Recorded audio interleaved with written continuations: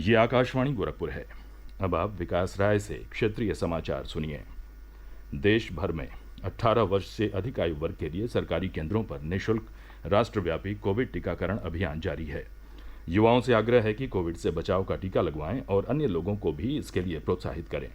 जब तक जरूरी न हो घर से बाहर न निकलें और सुरक्षा के 3 सरल उपायों का पालन करें। मास्क लगाएं, 2 गज की सुरक्षित दूरी बनाए रखें, हाथ और चेहरा साफ रखें।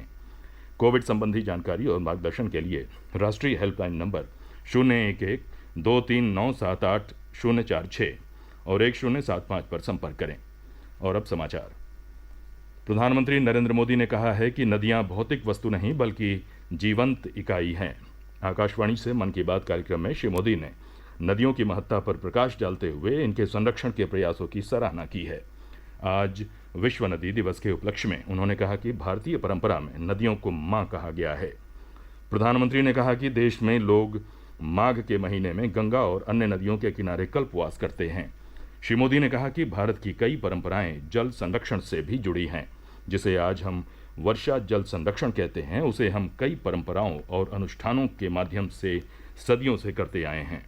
आज के युग में हम जिसको कहते हैं कैच द रेन, वो वही बात है कि जल के एक एक बिंदु को अपने में समेटना, जल जीलनी। उसी प्रकार से बारिश के बाद बिहार और पूरब के हिस्सों में छठ का महापर्व मनाया जाता है। मुझे उम्मीद है कि छठ पूजा को देखते हुए नदियों के किनारे घाटों की सफाई और मरम्मत की तैयारी शुरू कर दी गई होगी। हम नदियों की सफाई और उन्हें प्रदूषण से मुक्त करने का काम सबके प्रयास और सबके सहयोग से कर ही सकते हैं। नमामि गंगे मिशन भी आज आगे बढ़ रहा है, तो इसमें सभी लोगों के प्रयास, एक प्रकार से जन जागृति, जन आंदोलन, उसकी बहुत बड़ी भूमिका है।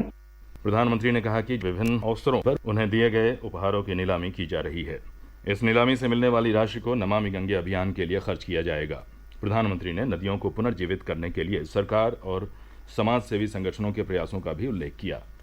श्री मोदी ने साबरमती नदी को नर्मदा नदी से जोड़कर जीवंत करने के स्थानीय लोगों के प्रयासों की भी सराहना की। प्रधानमंत्री ने कहा कि महात्मा गांधी ने स्वच्छता को जन आंदोलन बनाकर आजादी के आंदोलन को ऊर्जा दी। प्रधानमंत्री ने कहा कि जिस तरह शौचालयों के निर्माण से गरीबों की गरिमा बढ़ी है, उसी तरह आर्थिक स्वच्छता गरीबों के अधिकार को सुनिश्चित बनाती है। आर्थिक स्वच्छता गरीबों को अधिकार सुनिश्चित करती है, उनका जीवन आसान बनाती है। जनधन खातों को लेकर देश ने जो अभियान शुरू किया, इसकी वजह से आज गरीबों को उनके हक का पैसा सीधा उनके खाते में जा रहा है, जिसके कारण भ्रष्टाचार जैसी रुकावटों में बहुत बड़ी मात्रा में कमी आई है। आर्थिक स्वच्छता में टेक्नोलॉजी बहुत मदद कर सकती है। हमारे लिए खुशी की बात है, आज गांव देहात में भी फिनटेक, यूपीआई से डिजिटल लेन देन करने की दिशा में सामान्य मानवी भी जुड़ रहा है, उसका प्रचलन बढ़ने लगा है। अब फिनटेक का महत्व बहुत बढ़ रहा है।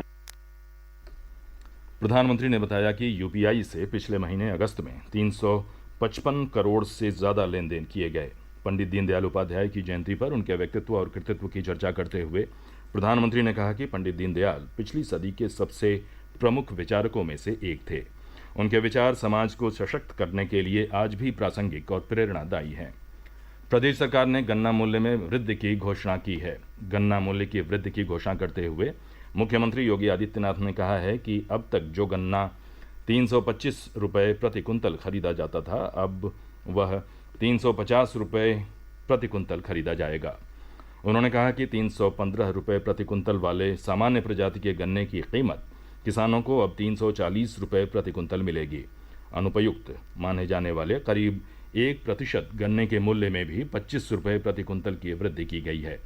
अब तक यह गन्ना 305 रुपये प्रति कुंतल के मूल्य पर खरीदा जाता था, लेकिन अब किसान इसे 330 रुपये प्रति कुंतल की दर से बेच सकेंगे।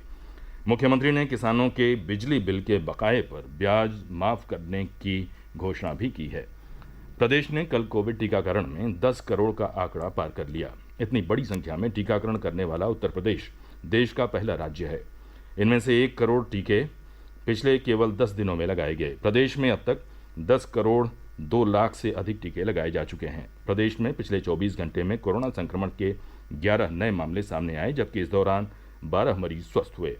राज्य में इस समय सक्रिय मामलों की संख्या 176 है। पिछले 24 घंटे में प्रदेश में 2,17,000 से अधिक नमूनों की जांच की गई। समाचार समाप्त हुए। नमस्कार।